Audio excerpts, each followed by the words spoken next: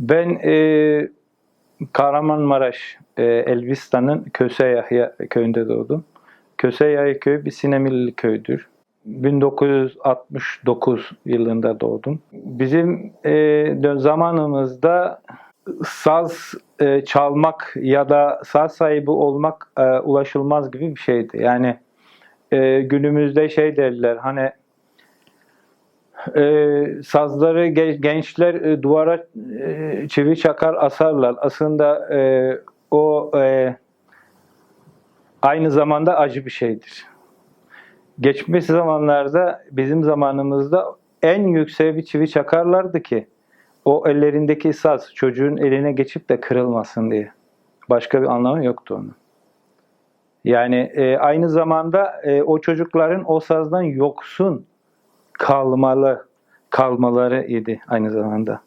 Yani bu güzel bir şey değildi aslında ama olanakları öyleydi. Yani bir düşün ki birkaç tane usta var o yörede.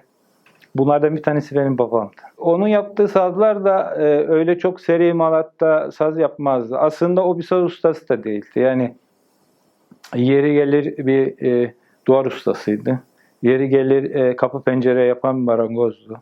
Yeri gelir atıyorum işte dedenin bir köyden bir köye giderken ürkmüştür, atı ürkmüştür de düşmüştür de sazı kırılmış, haber yollardı. İşte bana bir saz yapsın. Ağacı varsa yapardı, yoksa da yapmazdı. Ve o yaptığı saz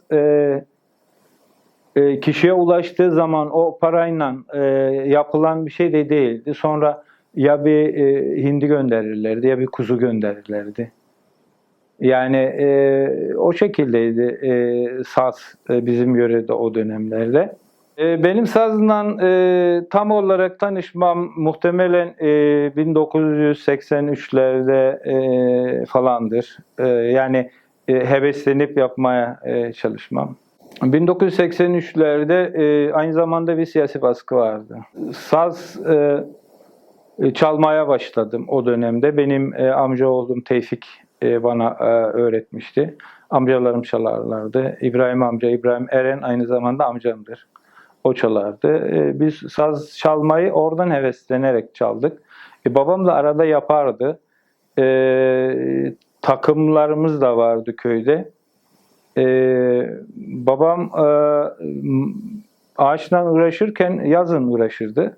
Kışın uğraşmazdı çünkü hem çok çetin geçirdi kışları hem de yerleri yoktu. Yani bizim bir hayvan ağalımız vardı. Büyük bir ağalımız vardı. Yazın hayvanlar dağa gidince orayı atölye gibi kullanırdı. Kışın hayvanlı barınağı olarak kullandıklarından dolayı. Yani olanakları bir düşünebiliyor musunuz? Yani o dönemde. Benim ilk yaptığım oyma, yani ilk denemem diyelim ona, babam bana bir bağ kütüğü getirdi, üzüm bağı. Baya büyük bir üzüm bağı getirmişti. Oğlum bak bu çok yumuşak demişti. Bundan yap demişti. Ben onu çok güzel yaptım ama ertesi gün baktığımda o acayip bir şekil almıştı. Yani dönmüştü. O kullanılmaz hale geldi. İlk denemem öyle başlamıştı benim. Daha sonra farklı denemeler yaptım. Elime nasıl bir ağaç geçtiyse onu kullandım. Örneğin işte çam geçti, çam yaptım. O dönemlerde ardıçtan kurumuş ardıçlar getirirlerdi. Köylerde satarlardı kamyonlarla. O ardıç ağaçlarından yapardık. Kabak geçti, kabaktan yapardık. Yani eline ne geçerse onu yapardık. Gibi düşün ki meyve ağaçları olarak en çok bizim yörede olan egzotik ağaçlardan diyelim ya da akustik ağaç diyelim. Dut ağaçları. Şimdi herkes dut ağacını kesip, meyve veren bir dut ağacını kesip saz yapmazdı zaten. Ulaşılmaz bir şeydi. Yani dut saz yapmak aslında o dönemlerde. O dönemde benim çalışmalarım küçük curalarla başladım. Daha sonra ben bıraktım. Yani sazı bırakmamın sebepleri tamamen geçimle alakalı. Biz büyüdük. gurbete gitmek zorunda kaldım. Muhtemelen 17 yaşındaydım ben İstanbul'a gittiğimde. İstanbul'a ben gittiğimde 17 yaşındayım. Ben sazımı da beraber götürmüştüm o dönemde. Ama bir süre sonra çeşitli işlerde çalıştık. Bir süre sonra saz çalamaz hale geldim. Çünkü zamanım da yetersizdi. Çalışıyorduk. Gençtik. Başka hevesleri doğdu. Daha sonra askere gittik.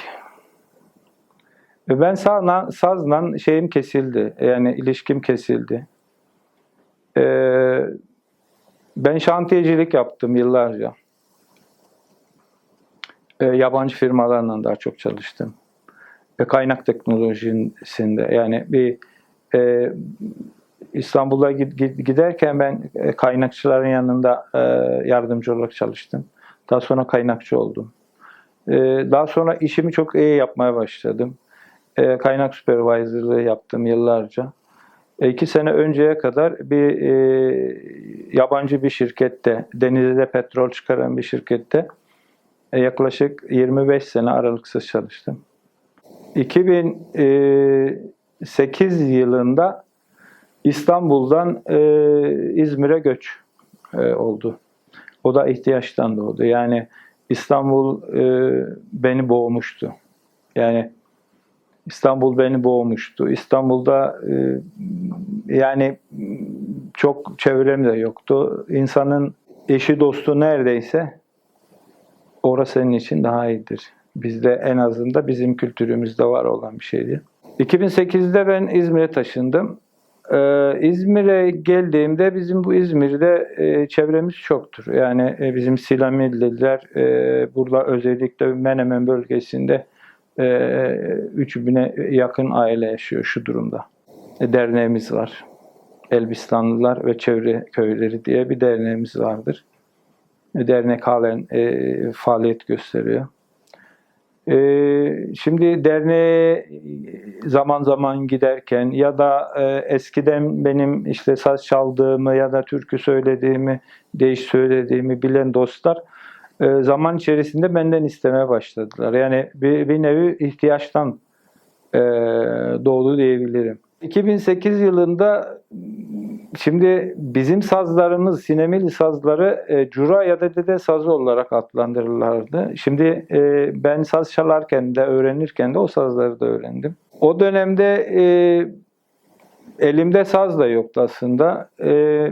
Ben İzmir'de yani abartmak da istemem ama muhtemelen 200'den fazla şu durumda atölye vardır. İzmir bu işin merkezi durumundadır. Saz özellikle. Ya muhtemelen bir 20 tane atölyeye gitmişimdir. Ama bizim bu sinemili sazlarından bulamadım. Bu da tekrardan kolları sıvamama neden oldu. Yani tekrardan 2008 yılında bir dostumun haber vermesiyle rahmetli Kazım Gezer'in bana haber vermesiyle oldu. İnşaat sahasında bir dut ağacı kesmişlerdi. Haber verdi dedi çok büyük bir dut ağacı var dedi, kestiler dedi, onu alalım saz yapalım. Ben gidene kadar sahipleri ağaç kesmişlerdi ama yarıda kesip devirmişler. O devirdikleri bölümleri kesip şömin odunu yapmışlardı. Son 70 santim daha toprakta duruyor. O gövdenin büyük kısmı. Toprakta duruyor. Biz o kepçeyle, köküyle birlikte kopardık. Aldık getirdik. Burada Menemen'de bizim mobilyacı bir arkadaşımız var. Onun atölyesine götürdüm. Ben bunu ertesi gün başladım. 8 tane cura teknesi çıktı o kökten. Bu benim tekrardan saza başlama nedenim oldu ve yaptım ben o sazları.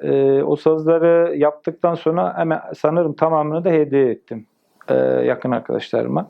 Şimdi bu bizim sinemili sazlarının bir özelliği var. O arı gıcırtısı dedikleri bir şey var. Hani böyle sazı çalarken resmen göğsüne vurur o tını, o duygu resmen midene dokunur resmen. Eğer ki o saz dokunmuyorsa, saz çalarken dokunmuyorsa, o arı gırıltısı yoksa yani gizemli bir saz değildir. O kabul edilemezdi. Yani onu kötü bir saz diye nitelendirirlerdi. Ki bana göre de öyle. Yani ben de o gelenekten geliyorum. Bir ruzba dediğimiz bir saz vardır. Esas adı ruzbadır ama günümüzde nesimi curası diyorlar. Tabii bu nesimiyle var olan bir şey değil. Tabii nesimin çok katkısı oldu. Eyvallah. Nesimi Baba yıllarca bu sazdan vazgeçmedi. Yıllarca çaldı. Emeği tartışılmaz.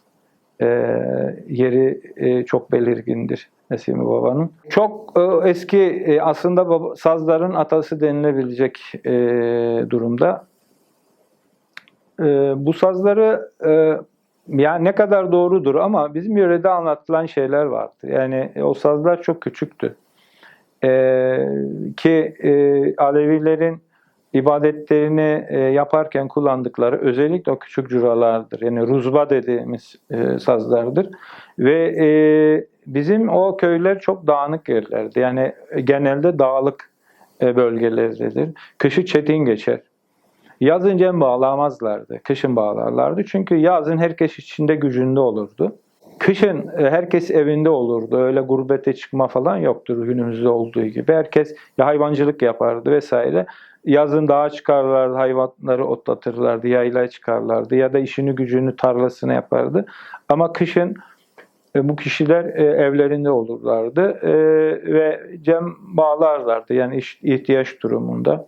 Aynı zamanda o cemler mahkemesini içerisinde bulunduran adetleri, öf vesaire yani çok derindir. Kavgalı olanlar barıştırılırlardı. Suç işleyenler cezalandırırlardı. Yani aynı zamanda mahkeme durumunda bir şeydi. Şimdi günümüzde o kalmadı. Bu sazlar o cemlerde kullanılan sazlardı. Bu ruzba dediğimiz sazlar. Bir düşün ki işte dede köyden köye giderken o sazı saklayarak giderdi.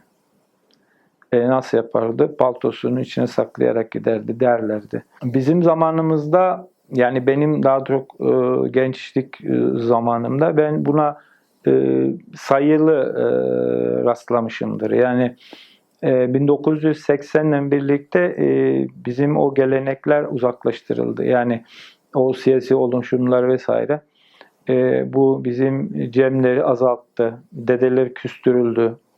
Hatta suçlamalar yapıldı.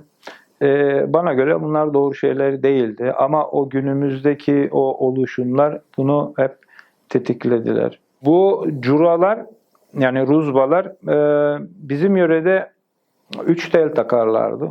Ortaya ve alta aynı kalınlıkta olan teller takılır. Ve aynı sese çekilir. Ama orta tel dem teli olarak kullanılır. Üst tel örnek vermek istersem işte alt tel ve orta tele 18'lik taktıysak tel üst tele 20 yani 2 numara büyük takmak gerekiyor. Daha güzel tınlıyor. Bu bizim geçmişte bize aktarılan bir şey değildi. Çünkü geçmişte nasıl bir tel takıldıysa yani ne bulduysa onu takardı daha doğrusu. Ama günümüzde teknoloji de kullanılıyor. Olanaklarımız daha çok. İstediğimiz telleri bulabiliyoruz, denemeler yapabiliyoruz. Onların öyle bir durumu yoktu. Bozuk düzen dediğimiz bir düzende çalınır. Orta teli kıstırıp farklı bir ses elde edenler de vardı. Bizim yörede Mustafa Maniş dedi, bu ruzbayı çok iyi çalan dedelerimizdendir. Genelde bağlama düzeninde büyük olan yani dede sazı dediğimiz aynı işte o curanın biraz daha büyüğü. Onlardan genelde bağlama düzenlerinde çalarlardı. Ama şunu da duymuştum. Şimdi bu curalar, ruzbalarda sadece fa sol yaparak da cem yürüten dedeler de olmuştur. Anlatırlardı. Ben buna şahit olmadım ama anlatırlardı. Bu curalar bozuk düzeninde fa solla istediğin değişi de söyle arada renk olarak gidebiliyor. Yani çalabiliyorsun. Derlerdi ki işte tabii ki bütün dedeler saz çalacak diye bir kaydı da yoktur. Ki hepsi de zaten çalmazlardı. Saz çalamayan dedelere bu ruzbaları verirlerdi. Onlar fa soldan işte değişik tamamlarlardı gibi bir şey duymuştum. Ben buna şahit olmadım dediğim gibi ama böyle bir şey de duymuştum. Bu sazların şekli balta şeklindedir. Aslında günümüzde yarma diyorlar. Aslında yarma şu şekildeydi. Yani bir düşün ki biz şu anda şerit testere kullanıyoruz o ağaçların kesiminde. Ama günümüzde öyle bir şey yoktu. Tamamen keser oymasıyla, dışını da içini de keser oymasıyla yaparlardı. Bir düşün ki yuvarlak bir daire şeklinde bir kütük var. Edinmişsiniz o kütüğü. Şimdi o kütüğü keserle tamamını oluşturmak imkansız gibi bir şey. O kamalar vardı, çelik kamalar. Bunu bölmek için kullanırlardı. Balyozla o kamaları çakarlardı bu kütüğe. Kütük nereden kırıldıysa, işte yarma dedikleri esas odur. Yani yarma. O kütük nereden yarıldıysa oradan yaparlardı. Bu kütük eğer çok büyük bir kütükse altıya bölerlerdi. Daha küçükse dörde bölerlerdi. Dörde bir yarma diyorlar günümüzde.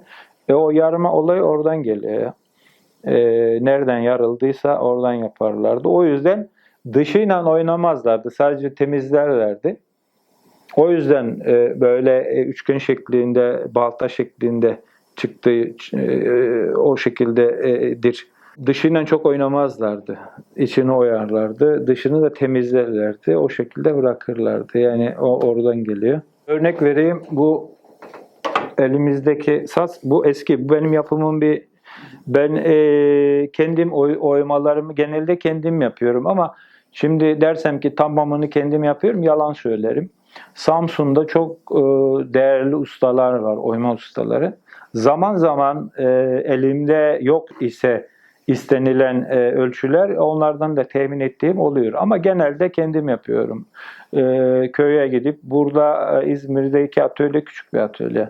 Burada öyle bir olanağım yoktur. Çünkü çok yüksek sesten yapılan bir iştir. Gerek oyması bir düşün ki üst kat ben bina altında çalışıyorum. Üst katta insanlar yaşıyor.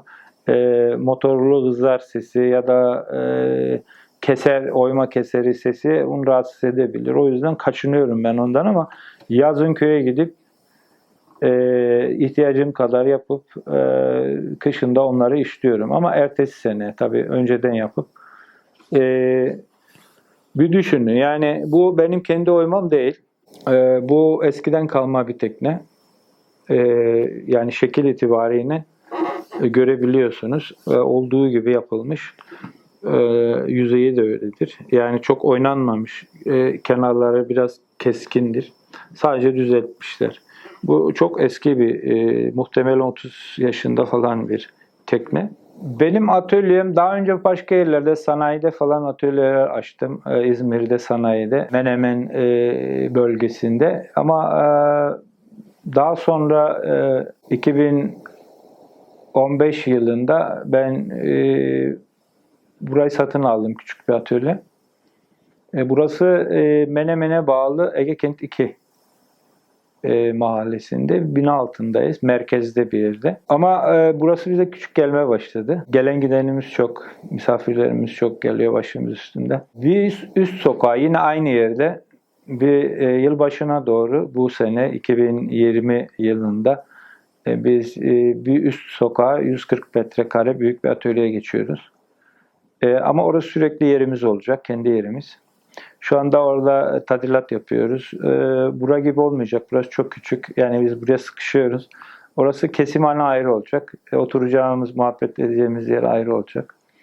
Öyle güzel bir yerimiz olacak. Şimdi ben bağlama yaparken kendimi kesinlikle şartlandırmam. Eğer ki ben kendimi şartlandırırsam tamamen ticari ticari duyguyla yapılan işler oldu bittiye gelir. Yani bu her alanda öyledir. Sadece bizim yaptığımız işle alakalı değildir. Yani bir işi götürü alırsın, bir an önce bitirip eksikleriyle beraber kaçmaya çalışırsın. Eğer kendimi şartlandırırsam, dersem ki ben ayda 20 tane bağlama yaparsam onun gibi bir şey olur. Ben yaptığım saza da kapıdan adımını attığı zaman, yani ben size bir saz verdim. Siz o sazı alıp kapıdan çıktığın zaman ben o saza sahiplik etmem o zaman. Öyle bir şey yok. Yani benim yaptığım sazlar sayılıdır. Yani daha çok sipariş gibi yapıyorum. Örneğin işte ayda 8 tane siparişim olur. 2 tane de fazladan yaparım, 10 tane. Ama onu geçmez. Yani yaptığım bağlamalar onu geçmez ki bunların zaten kullanılan ağaçlar genelde kuru olduğu için, önceki seneden kalma tekneler olduğu için öyle bir duyguyla yaparım ve yaptığım sazlarla birlikte yaşlanın derim.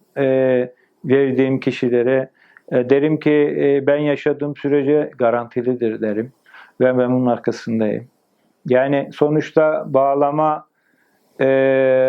farklı ağaçlardan oluşan bir birleşimdir.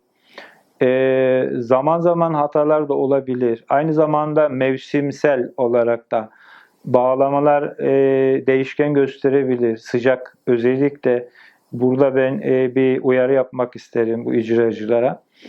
Bir bağlamayı sen difrize koyup dondur, hiçbir şey olmaz. Emin olabilirsiniz.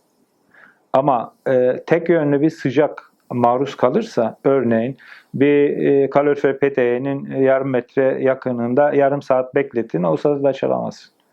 Yani bölgesel ısı o sazı bozar ama soğuktan hiçbir şey olmaz. Emin olabilirsiniz. Sazların korunmasıyla ilgili dostlara öneri yapabilirim. Ben önce kendi sazlarımla alakalı söyleyeyim.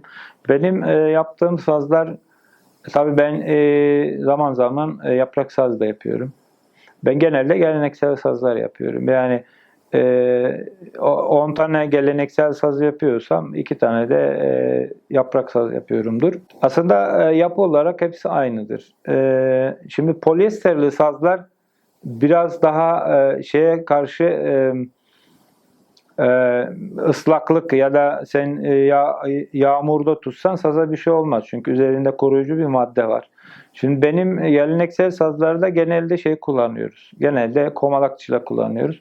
Komalak cila alkolle çıkabilen, yani neredeyse üzerinde hiçbir şey olmayan bir şey. Yani tamamen doğal ahşap. Ağacın kendi sesidir. Polyesterli sazlara gelince onlar daha korunaklı, yani ıslaklığa karşı, suya karşı daha güçlüdür. Ama bir ısı, biraz önce anlattığım gibi ısı ikisini de bozabilir. Eskiden dediğim gibi çivi çakarlardı çocukların ulaşamadıkları noktalara. Şimdi bazen zaman zaman denk geliyorum, görebiliyorum. Sanki o bir gelenekmiş ya da oraya asarsan bozulmuş gibi bir algı var. Öyle bir şey yok. Çok güzel korunaklı kılıflar yapıyorlar. O soft case dedikleri, işte kalın, içerisi izolasyonlu kılıflar var. Benim önerim kılıfta tutmanız. Şimdi kılıfta tutarsan bütün ısı aynı şekilde tutulur. Ama sen onu tutar da kalorifere yakın bir noktaya asarsan mutlaka etkisi olacaktır. Yani tek yönlü ya da güneş ısısı onu bozabilir. Sazlarınızı kılıf içerisinde tutun. Saz yapımcılarıyla ilgili mesela örnek vereyim. Ben gözlerimi açtığımda bu bizim yöresel sazları gördüm. Yani ben kendimi en iyi bu sazlarda ifade edebiliyorum. Çünkü ben de saz çalıyorum. Ben de değiştiriyorum. Ben bir Kırşehir bölgesinde bozlak çalan bir kişinin sazını elinde alıp onun gibi çalamam. Yani saz ustalarının saz çalması ya da çalmaması bu değişebilir ama bana göre çalması gerekiyor. Nasıl ki ben o yörede doğmuş, büyümüş bir ustanın o sazı onun gibi çalamayacağımı biliyorum. Yani Orada bizim mesela çok perde 23 olan perdelerde ya da bizim dede sazlarımızda ben 14 perde yapıyorum. Bana göre daha basit. Çeyrek sesler ve yarım sesler yok. Kırşehir'de o çeyrekleri de daha da çeyrekleştirmişler. Yani bana göre mesela ben bu sazlarda çok iyi olduğumu, yani istediğim yerde olduğumu düşünüyorum. Ben sazlarıma garanti veriyorum. Yaptığım curalar ve dede sazlarında. Bence herkes en iyi yaptığı şeyi yapmalıdır. Çok iyi ustalar var. Mesela bas bağlama yapan, ben bas bağlama da yaptım. Ama bir Emin Hoca'nın bağlaması o gibi olduğunu düşünmüyorum. Emin Hoca bas bağlamada çok iyi. Adam tez yapmış. Şimdi isteniliyor. Yapıyoruz. Şimdi ben o bas bağlamanın 6 tellisi var, 12, 9 vesaire. Farklı teller. Şimdi onun bir de çalım tekniği var. Bir düşün ki ben onu çok güzel yapmış olabilir miyim? Ama ben onu sana nasıl vereceğim? Çünkü ben kendim çalmalıyım ben o sazı. Emin Usta ya da Emin Hoca diyelim. Emin Hoca o işi hem çok güzel yapıyor, hem güzel çalıyor. Ben yaptığım sazı çalamıyorum.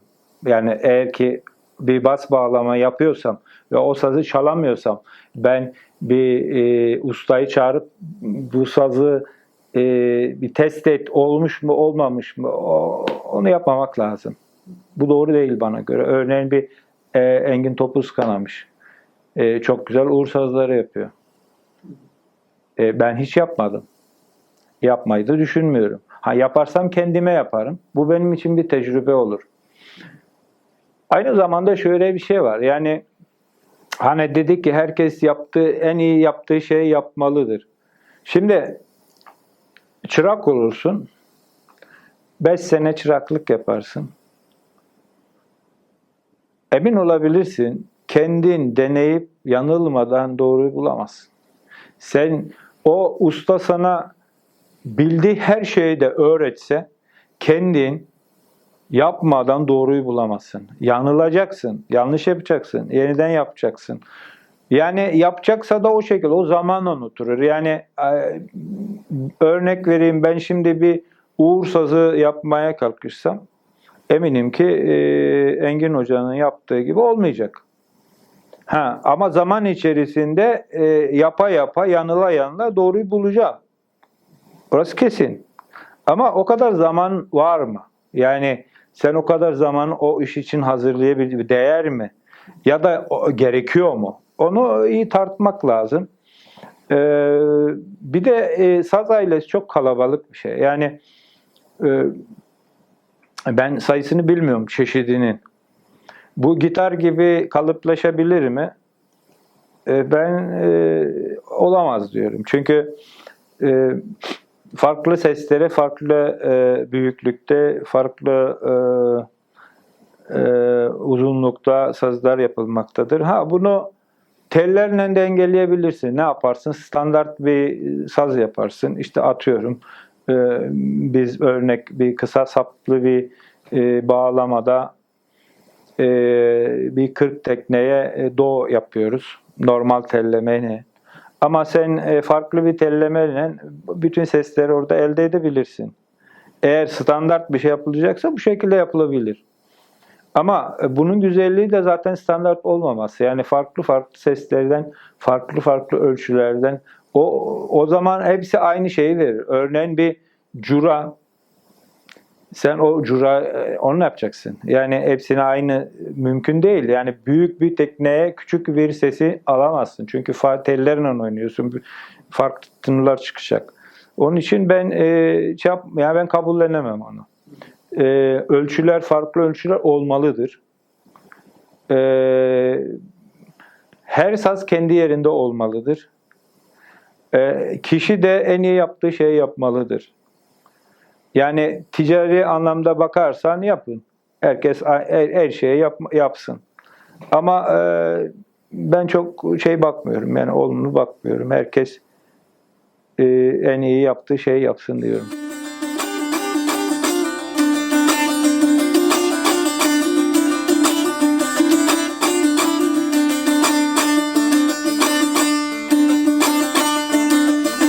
Dilber bimarına gel derman eyle, lütfedip halımı sor bazı aşkında perişan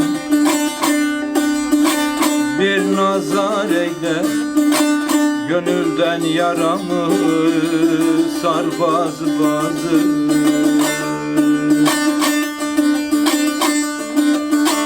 aşkından perişan bir nazar eyle, gönülden yaramı sar bazı.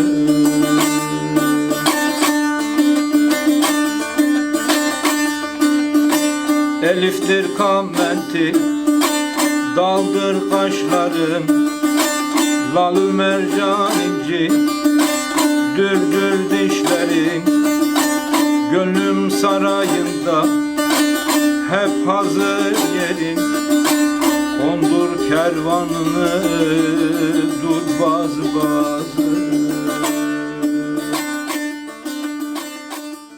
Bağlamacılar, yani yapımcılar ve icracılar arasındaki iletişimler zaman zaman kopuyor.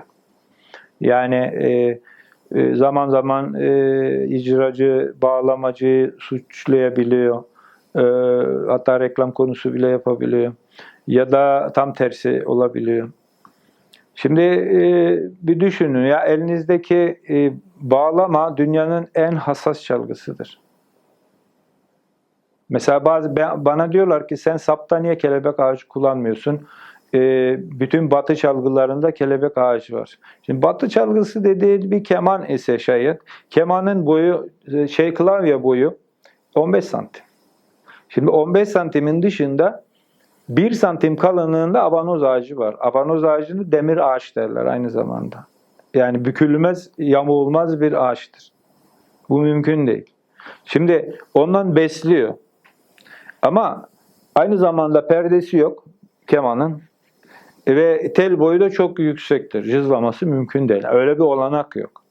Şimdi sen bağlamaya geldiğin zaman bağlama bana göre dünyanın en hassas çalgısıdır. Bir düşün ki bir tel boyu dediğimiz, yani 0.18 kalınlığında bir tel boyu eşiği yukarı ya da aşağı çektiğinde bu saz değişiyor.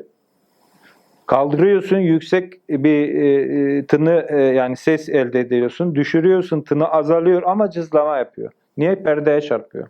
Çok hassas bir çalgıdır bağlama. Sonuçta ağaçtır. Bu oynayabilir. Yani mesela bir icracı bağlamasını zaman zaman koymalıdır zaten. O hani sen bir araba alıyorsun, sana sıfır bir araba alıyorsun, firma sana diyor ki 4000 kilometre sonra bana bakıma gel. Ya şimdi bizimki de öyle olmalı. Yani bir bağlama zaman zaman perdesi eziliyor.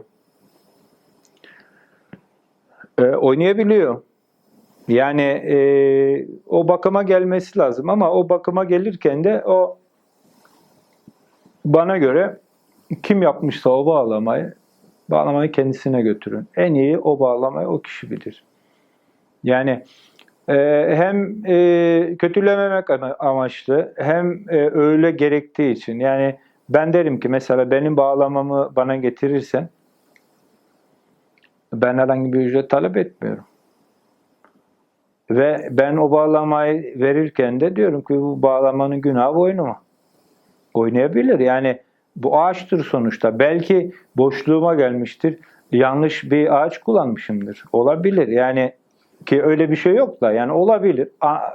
Artı olabilir. Kullanım hatası da olabilir. Güneşe bırakmıştır. Olabilir. Onun için Yani bağlamaları zaman zaman bakıma getirmek gerekiyor. Aynı zamanda bir şey söyleyeyim. Zaman zaman ezilen perdeler gelir. O perdeleri kaydırarak, o ezilen kısmı alta getirerek onu geçici çözümden kullanabilirler. Zaman zaman bana geliyor, ben bunu anlatmaya çalışırım. Geçmiş zamanlarda çok denemeler yaptım. Örneğin sapın içini boşalttım. Üstüne bir klavye koydum. Ama 6 ay sonra o sap dönmeye başladı. Neden dönmeye başladı? Alt telin gergisiyle üst telin gergisi eşit değil. Üst teller biraz daha gevşek. Alt teller biraz daha sert oluyor. Ona göre sap dönüyor. Ben 2 tane denedim, ikisi de aynı oldu. 6 ayı geçmiyor. Geçmiş zamanlarda duymuştum. Yani zaman zaman icracılar da söyledi. Eski ustaların tekneyi belli bir seviyede düşürdüklerini, eğer gerginlik varsa teknede çatlar, tekrar yapıştırıp kullanırlar. Ama çatlamadıysa gerginlik yoktur gibi bir söylem vardı. Yani ben bunu daha önceden duymuştum. Ben buna şey yapmıyordum. Yani çok inanmıyordum. Yani öyle bir şey olamaz. Ben niye elimdeki güzel tekneyi kırayım ki? Yani niye kırayım ki? Ben kendimde kırmam.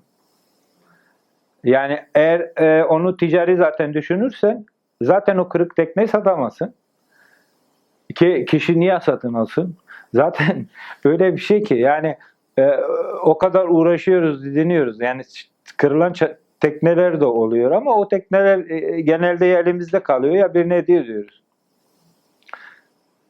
Çok nadiren profesyonel kişiler özellikle o teknelerden istiyorlar. Öyle bir şey de var. Ya örnekler de var. Derlerdi ki işte belli bir noktada bırakırlar, kırılırsa kırılır, gerginliğe geçer, kullanırlar. Ben buna başta inanmıyordum ama başıma gelen bir iki örnekten dolayı ben o işe inanıyorum. Yani bilimsel olarak bunun bir çalışması yapıldı mı onu da bilmiyorum ama kendim yaşadığım bir olayı anlatayım örneğin. Çok güzel bir bağlama yapmıştım. Aslında 3 tane sipariş vardı Almanya'ya. Bilinen birkaç kişiye yapmıştım. Geçen sene bu vakitte geldiler, kendileri bağlamalarını almaya çalıştılar. Ben bağlamaları bitirdim. 2 tanesi o hani arı cırıltısı dediğim olay. Müthiş güzeller. Ama bir tanesi istediğim o tınıyı vermiyor. Benim plastik sandalyelerim vardı atölyede. Dönerli, rahatlardı aslında. Onlar ben o yüzden tercih etmiştim onları. O plastik dönerli, tekerlekli sandalyede otururken işte deniyorum, söktüm ben perdesini, tesviyesine baktım. Ne yaptım yok. Yani 3 defa perdesini söktüm, tekrardan baktım yok. İstediğim tınıyı vermiyor. Ya çalıyorsun yumuşak ama o tını yok. O duygu yok sazda. Burada otururken işte sağına soluna bakarken sandalyem kırıldı. Ben sazla birlikte düştüm. O sazı yani sazla birlikte düştüm ama içim cızladı. Saz kırıldı. Saz sipariş saz. Bir alternatif saz yapayım dedim. Zaman da vardı ki hemen başladım. Alternatif bir saz da yaptım ama o kırılan saz kendini buldu. Yani tekrar yapıştırdım. Ve o gizemli sesi beklemediğim bir duygu verdi o saz. Buna alternatif bir saz da yaptım. Dostlar gelip sazlarını alana kadar. Ben bu yaşadığım olayı anlattım kendilerine. Dedim ki bakın size yaptığım saz bu. Ama o saz kırıldı. Alternatif olarak da yaptığım saz budur. İster bunu alın, ister bunu alın. O kırılan saza baktılar ve o sazı aldılar. Çünkü o duyguyu, o kırıldıktan sonra onu yakaladık. Bizim Sinemililerin o eski geleneksel sazlarının tamamında ardıç vardır. Ardıç yanak vardır. Bu ardıç yanak yani benim kendi düşüncem o zamanlar belki çok büyük bir ladin ağaçlar yoklardı ki bir düşün ki tamamen testereyle incelttiğin, kullandığın bir ağaçtır. O büyüklükte bir ladin ağacı kapağı bulamadıklarından doğabilir diye düşünüyorum. O yüzden o ardıç kenarları ilave olarak kullandıkları. Bu hem bir estetik katıyor hem de şey var yani kullandıkları ağacı tamamlamak açısından kullandıklarını düşünüyorum ama sonuçta o da bir çam ailesindendir. Yani ardıç da bir çam ailesidir. Dokuları aynıdır. Bir ladin ağacıyla aynıdır. Şimdi biraz önce bahsettiğim hani kırılan, çatlayan, yani ne kadar parça olursa sanki daha gizemli bir ses verdiğini düşünüyorum. Yani bunu kanıtlayamam bilimsel olarak ama öyle düşünüyorum. Yani sese katkı sunduğunu düşünüyorum. Yani ben o parçalardan oluşan o eklerden daha gizemli bir ses elde edilebileceğini düşünüyorum. Aynı zamanda teknenin içerisindeki o keser sesleri, teknenin içerisindeki o dalgaların sese katkı, yani dalgalı bir ses elde edildiğini ben düşünüyorum ve bu kanıtlanmış bir şey. Benim yaptığım tekneler keser izleri tamamen olduğu gibidir ve öyle bırakırım, düzeltmem. Çünkü düzelttiğim zaman ben onları denedim. Düzelttiğin zaman o gizemli arı gıcırtısını alamıyorsun. Ses kayıyor. Eğer çok derin yaparsan da güzel olmuyor. Yani çok derin bir tekne kullanmak sesi yutuyor. O da olmuyor. Yani daha basık bir tekne daha güzel katkı yapıyor yani sese. Bunlar denenmiş yani kendim denediğim şeylerdir. Malzemeyle alakalı ben geleneksel ağaçların kullanılması, yani daha doğrusu yerli ağaçların kullanılmasından yanayım. Ama dersen ki bizim yani ülkemizde büyüyen ağaçların dışında ağaç kullanılamaz mı? Tabii kullanılabilir. Örneğin ülkemize mobilya için gelen bir ağaçtan bahsedeyim. Bu maun ağacı denilen ağaç. Bu maun ağacını hem sapta kullanabiliyorsun hem gövdede kullanabiliyorsun. Ve ülkemizde en çok bulabileceğin ağaçtır. Yani en kolay ulaşılabilen ağaç. Çünkü yurt dışından geliyor mobilya için. Mobilyanın artan ya da gücü olanlar gidip toplu alabiliyorlar aslında. Yani en kolay ulaşılabilen bir ağaçtır. Ülkemizde büyüyen, yine sapta kullanılan aslında akmeşe dedikleri bir ağaç vardır. Biraz ağırlığı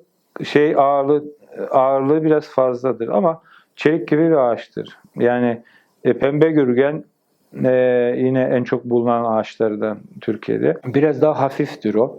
Ama kendini kanıtlamış bir ağaçtır. Yani ne kadar desen ki işte derler ki ya o sandalyelerde kullanılan bir ağaçtır. Ya olabilir. Yani ama sonuçta güzel bir ağaçtır. Yani bu iş için biçilmiş kaptandır ona göre.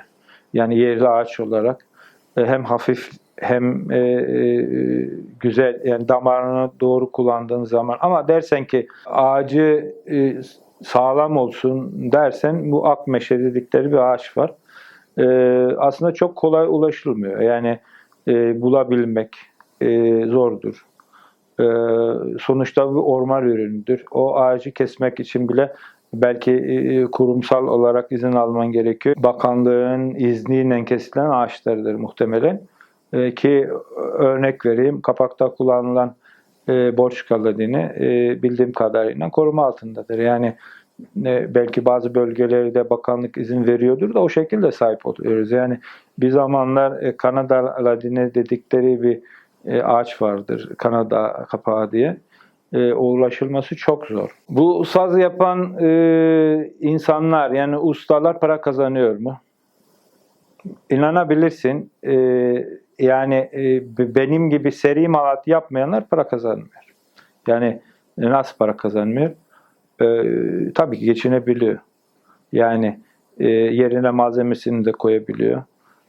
Ailesini de geçindirebiliyor. Ama öyle paralar kazanmıyorlar. Yani bir yerde. Ama seri imalat yapan işte 8-10 kişi çalıştırıyorlar. 8-10 kişi çalıştırıyorlar. Haftada 100-150 tane bağlama çıkartıyorlar. Ve para kazanıyorlar. Yani bir düşün ki 500 liradan bağlama yapıyorlar. Ama onlar para kazanıyor. Bizim gibi ayda 10 tane bağlama yapanlar para kazanmıyorlar. Yani bu bir gerçek, bilinen bir şey. Sonra o 500 liraya aldıkları bağlamadan bir tane alıyorlar. Öğrenmelik bağlama diyorlar. Ben öyle bir şey kabul etmiyorum. Yani öğrenmelik bağlama diye bir şey yoktur. Bağlama vardır. Öğrenmelik bağlama yok. Sonra bakıyorsun ev bağlama çöplüğüne dönüşmüş. Yani bu olmamalı. Bu seri imalattan kaçınılmaz. Yani düzgün bağlama yapıp arkasında da durulmalıdır. Bana dersen ki sen para kazanıyor musun? Geçiniyorum. Yani bir sıkıntı da bugüne kadar yaşanmadım. Yani çok şükür. Ama zengin bir adam değilim. Şimdi bu işin bir de konservatuvar, yani çalgı yapım bölümü açıldı. Ama yani kimse alınmasın. Konservatuvardaki hocalar o çocuklara bildikleri her şeyi anlatmıyorlar. Yani konservatuvarda mezun olup 4 sene okuyup mezun olan, işini çok iyi yapan kimseyi görmedim. Zaman zaman yardımcı olmaya çalışıyorum. Kapım da açıktır, gelebilirler. Fazla masam da var. Zaman zaman geliyorlar gençler. Mezun olduktan sonra öğrenmeye başlıyorlar. O da hani biraz önce söylediğim gibi deneme yanılma. Bu işin özünde o yatıyor. Yani deneyeceksin, yanılacaksın. Ellerine fırsat geçerse yapsınlar, kendileri denesinler. Ki ne kadar öğretseler de bunun en iyi yetişebilmeleri için kesinlikle yapmaları gerekiyor. Yani olmadı bir daha yapacak, deneyecek. Çeşitli ölçülerde ve çeşitli ağaçları kullanarak bunu denemeliler. Deneme yanılma bunun en iyi çözümüdür. Bazen sorarlar, en iyi bağlama hangi ağaçtan olur? Ya öyle bir şey yok aslında. Yani en iyi bağlama şu ağaçtan olur diye bir şey söyleyemem. Bağlamayı iyi yaparsan iyi olur.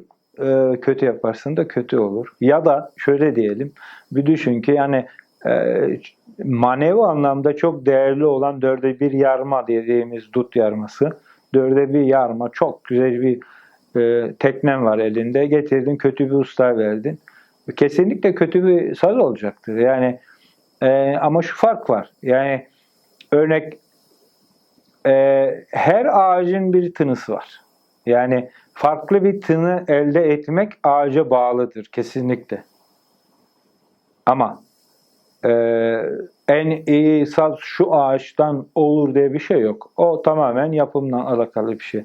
İyi bir saz yaparsan iyi olur, kötü bir saz yaparsan kötü olur. Bir şey daha eklemek isterim. Örneğin işte polyesterli sazlar. Bu polyesterli sazlar sahnede en çok tercih edilen sazlardır. Yani kapağı azıcık kalın olduğu zaman bunlar uğulama yapmaz. Aynı zamanda piyasada çok sayıda sahte, yani yan ürün cihazlar var. O cihazlar orijinali dediğimiz ve yan ürün o dediğimiz arasında çok uçuk bir fiyat farkı vardır. Ona bağlama satın alan kişiler buna dikkat etmeliler. Yani eğer ki yan ürün kullandıysam yan ürün olarak söylemem gerekir ama orijinalse orijinalini söylemem gerek. Çünkü çok uçuk bir rakam fark var. Bir saz, polyesterli bir sazın hatalarını tamamen polyesterle doldurursan o kötü bir saz olur. Yani yapım aşamasında bir saz hatalı olabilir, çukurlar olabilir. Sen onu tamamen onun her yerine bir 2 milim bir polyesterle kaplarsan o sazın neresine vurursan vur aynı sesi elde edersin. Aynı zamanda akustik bir ses de alman mümkün değildir. Bana göre cila konusu halen çözülmüş bir şey değildir. Yani şu anda poliüreten çok zor bir işlemden geçerek yapılan bir işlemdir bu cila poliüreten. Ona bir çözüm bulunmalıdır bana göre. Polyester bana göre sazlarda kullanılan doğru bir şey değildir. Yani akustiği elde edemezsin o kalın bir polyester tabakasını yaparsan. Örneğin geçmiş zamanlarda bizim o yörede Antep, Pazarcık, Elbistan, Malatya, Arguvan bölgesi vesaire zaman zaman orada sazlar gördüm. Sazlarda, sapta kızılçam yani budaksız bölümlerde damarı dik kullanılan kızılçam kullanılmış. Bunun örnekleri Ulaş Hoca'da, Ulaş Özdemir'de çoktur. Onun elindeki birkaç tane sazı da inceleme fırsatı buldum. Örneğin çok kimse bilmez ama ceviz ağacı kuruduktan sonra neredeyse hiç oynamaz. Azeri sazlarına baktığın zaman ki Azeri sazları 9 tel ya da 12 tel olur ve çok gergin akortta çalarlar. O sazların tamamı cevizden yapılır. Ceviz güzel bir ağaçtır ama umarım katliama neden olmaz. Yani insanların o cevizleri ki ceviz kesimi yasak bir ağaçtır. Zaman zaman yol ya da inşaat bölgelerinde denk gelen ağaçlar kesiliyor. Onları da gerek mobilya gerekse müzik aletlerinde kullanılabilen bir ağaçtır ama sapta çok güzel sonuç veriyor. Özellikle bizim yöresel sazlarda. Bizim ruzba ya da dede saz dediğimiz sazlarda çok başarılı oluyor. Zaman zaman ben kullanıyorum. Örnek vermek istersem hani biraz önce şey söyledim. En iyi saz hangi ağaçtan olur? Çok güzel bir örnek var şu anda elimde. Bizim Elbistan bölgesinde Osman Dağlı diye bir şairimiz vardır. Aynı zamanda Osman Dağlı Mahsuni'nin de kirvesidir. Osman Dağlı'nın bir oğlu vardır Kemal abi. Kemal Mahsudi derler. Geçen sene Kemal Mahsudi beni ziyaret ettiğinde bana bahsetti. 83 yılında Nesimi Baba Elbistan'da bir cem sonrasında bu Osman Dağlı'nın evinde bir cem bağlamışlar. Cemden sonraki nar giderken elindeki curayı Kemal abiye vermiş. Demiş ki bu sana hediyem olsun demiş. Buna bahsetti bana geçen sene. Ben nerede dedim o bağlama. Dedi ki Almanya'da dedi. Çatıda duruyor ama dedi sanırım parçalanmış durumda. Dedim parçalansa da dedim sen bana getir dedim.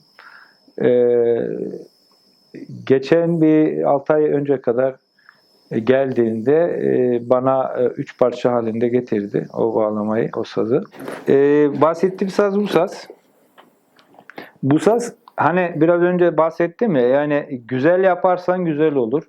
Ağacın bir önemi yoktur. Sadece tınılar fark eder. Bu bir kabak ağacında yani dere kenarlarında sulak yerlerde yetişen bildiğimiz kabak ağacı. Yani çok hafif ve kırılgandır. Bu curayı kabak ağacından yapmışlar. Ben ölçüleri bozmadım. Bunu tekrar birbirine bağladım. Kapağını değiştirmek zorunda kaldım. Ölçüyü bozmadan çok güzel bir tınısı var. Harika bir sazdır. Bunu Kemal abiye tekrar vereceğiz. Bu çok güzel bir örnek. Yani ağacın türünden değil yapımla alakalı olduğunu sazın güzelliği. Eyvallah. Bu nasıl doğdu? Bu bizim Alevi Bektaşi geleneğinde olan bir şeydir. Bu teslim taşı derler. Bunun anlamı ikrar vermek. Yani gittiğin yere katıldığın ceme her şeyi geride bırakarak kendini oraya teslim etme, her şeye aynı nazarda bakmakla alakalı teslim taşı derler biz buna. Ben bunu başlangıçta bağlılıkla alakalı, yani aklıma geldi, yapmak istedim. Bu teslim taşını sazlarımda, geleneksel sazlarımda kullandım. Çünkü geleneği bozmadan devam ediyorum. Yani bir düşün ki 40 sene önce bizim yöredeki o ustaların hangi aşamalarda, hangi şartlarda yaptığı değil, nasıl yaptıklarını onu bozmadan yaptığım için, o geleneğe bağlı olarak yaptığım için ben bunu layık gördüm, kullandım. Güzel de oldu.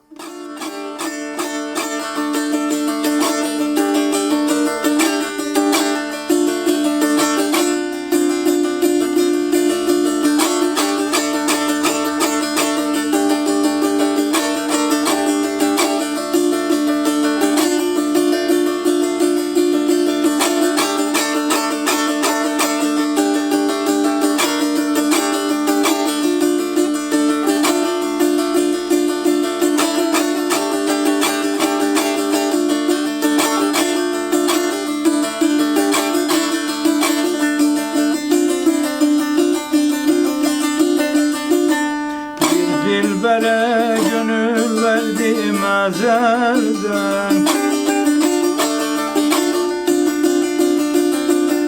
dönüp bir bakması cihanı değer. Gönül gördü sevdiğine gelir elden. Sinem yakması cihanı değer efendim sultanım. Sinem yakması cihanı değer efendim sultanım.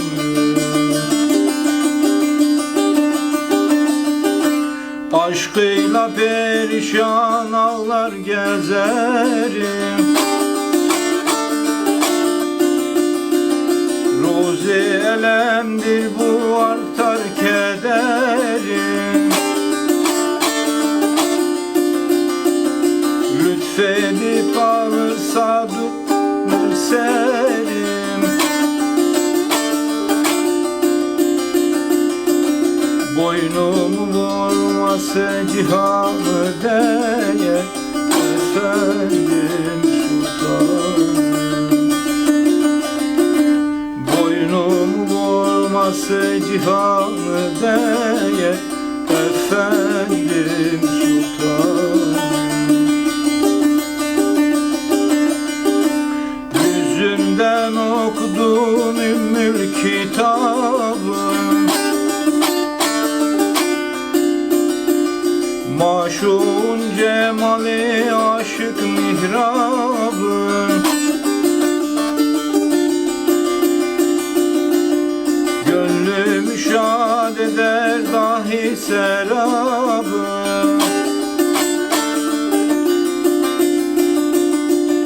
Seyrine dalması cihanı değer efendim sultanım.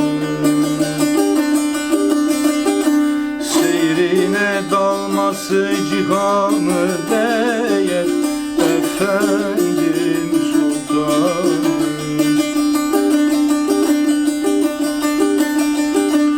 Rahına hak olan sürer sefayı,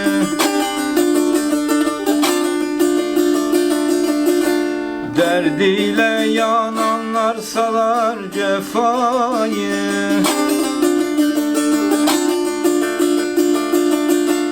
Meyinden içenler bulur şifayı.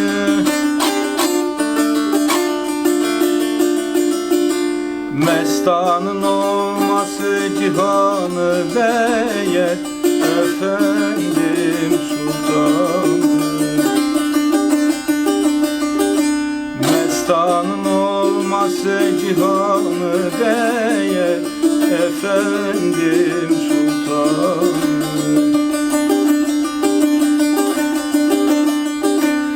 Aşağı lafı güzaf değil sözümün, yardan gayrısını görmez gözümün.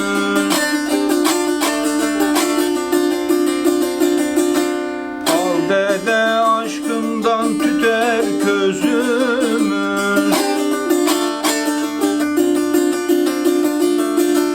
Yakıp kavurması cihanı değer, efendim sultanım. Yakıp kavurması cihanı değer, efendim sultanım.